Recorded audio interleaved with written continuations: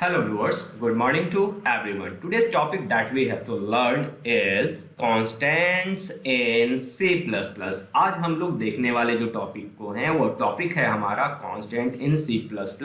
Constant क्या होते हैं, कांस्टेंट कितने प्रकार के होते हैं, कांस्टेंट के क्या उपयोग हैं, इन सारी बातों की चर्चा आज के टॉपिक में हम लोग करने वाले हैं। आज हम लोग कांस्टेंट की पूरी कहानी को देखेंगे और समझने का प्रयास करेंगे। चलिए हम लोग समय को नहीं बर्बाद करते हैं और डायरेक्ट अपने टॉपिक पर चलते हैं। अगर डिफिनेशन की बात की जाए कि आखिर कांस्टेंट क्या होते हैं, तो अगर हम लोग हिंदी से रिलेट करने की कोशिश करें तो हिंदी में कांस्टेंट का अर्थ होता है अचल या स्थिर। क्या होता है? अचल या स्थिर। दैट मीन्स ऐसा मान, ऐसा वैल्यू जो चेंज नहीं होता है, जो बदलता नहीं है, उसी को हम लोग अचल कहते हैं या उसी को हम लोग स्थिर कहते हैं, है ना। यही कंसेप्ट है हिंदी में कांस्टेंट का। अब ये कंसेप्ट क्या प्रोग्रामिंग में भी यही है, इसको हम लोग देखने की कोशिश करते हैं। ऐसे कंसेप्ट नेवर चेंज, ये मैं बार बार कहता हूं। चलिए प्रोग्रामिंग में इसको जानने की हम लोग कोशिश करते हैं कि व्हाट इज कांस्टेंट्स इन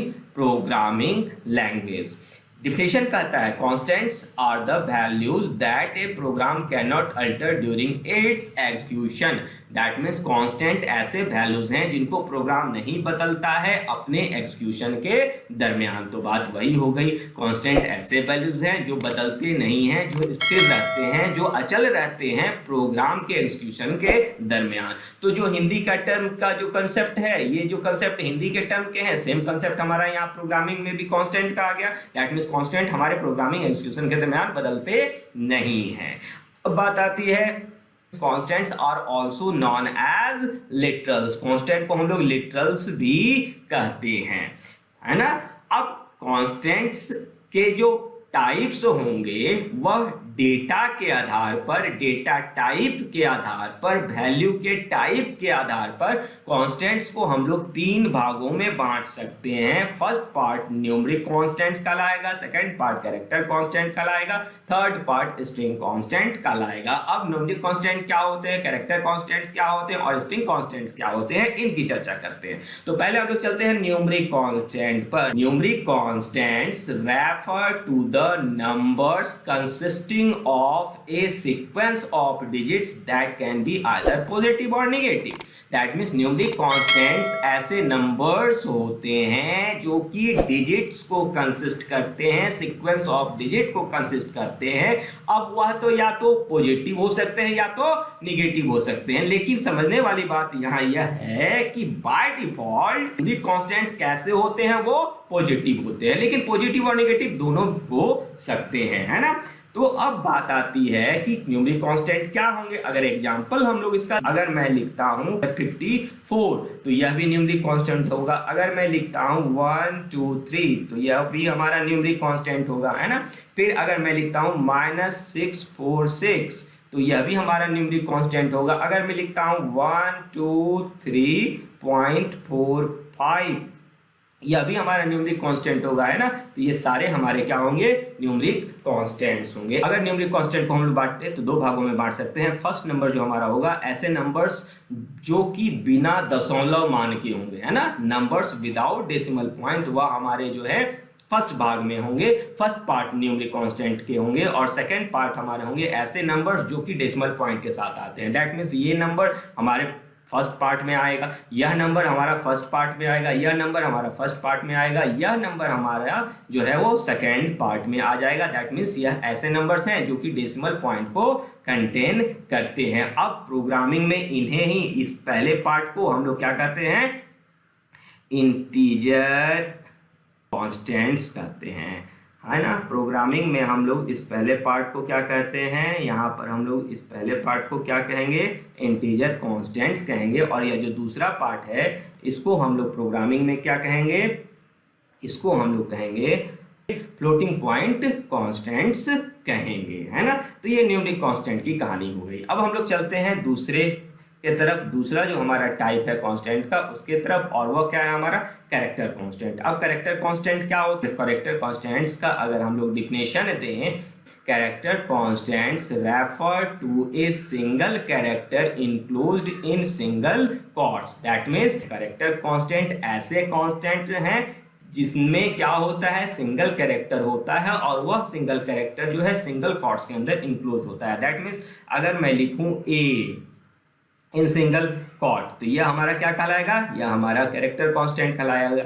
अगर मैं लिख देता हूं बी, अब यह भी हमारा क्या कहलाएगा, कैरेक्टर कांस्टेंट कहलाएगा। अगर मैं लिख देता हूं सी तो यह भी हमारा क्या कहलाएगा, कैरेक्टर कांस्टेंट कहलाएगा, है ना। तो कोई भी, जैसे अगर मैं लिख दूं यहाँ पे हैज को भी सिंगल क्वोट में अगर मैं बांट दूं तो यह भी हमारा क्या कहलाएगा, कैरेक्टर कांस्टेंट कहलाएगा, है ना। तो सिंगल कैरेक्टर अगर सिंगल क्वोट के अंदर है तो वह हमारा क्या कहलाएगा, कैरेक्टर कांस्टेंट कहलाएगा। That means character constants refer to a single character include in single quotes. अब कैरेक्टर कांस्टेंट को हम लोग दो भागों में बांट सकते हैं, है ना।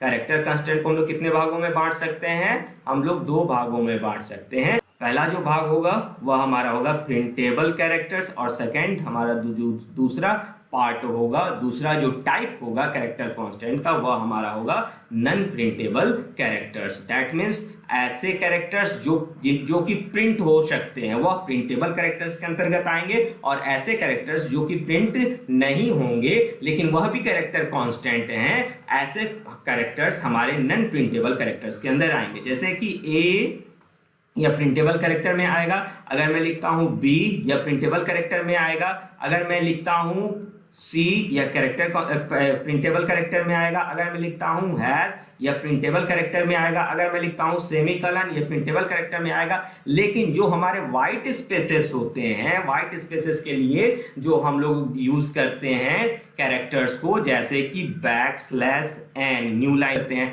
जैसे कि हम लोग यूज करते हैं बैकस्लैश टी टैब के लिए हम लोग यूज करते हैं, जैसे हम लोग यूज करते हैं बैकस्लैश बी वर्टिकल टैब के लिए यूज करते हैं, जैसे हम लोग यूज करते हैं बैकस्लैश एफ फॉर बीट के लिए यूज करते हैं। तो ये सारे जो कैरेक्टर्स हैं यह भी हमारे कैरेक्टर कांस्टेंट ही होंगे, लेकिन यह हमारे दूसरे पार्ट में आएंगे नॉन प्रिंटेबल कैरेक्टर्स के अंतर्गत। तो चलिए हम लोग कैरेक्टर कांस्टेंट भी जान गए हैं। अब हम लोग तीसरे पार्ट की तरफ चलते हैं, स्ट्रिंग कांस्टेंट्स की तरफ। स्ट्रिंग कांस्टेंट्स क्या होते हैं इनको हम लोग समझने की कोशिश करते हैं। डिफिनेशन की बात करें स्ट्रिंग कांस्टेंट्स क्या होते हैं, तो स्ट्रिंग कांस्टेंट्स को हम लोग इस तरह से डिफाइन कर सकते हैं, string constants refer to a sequence of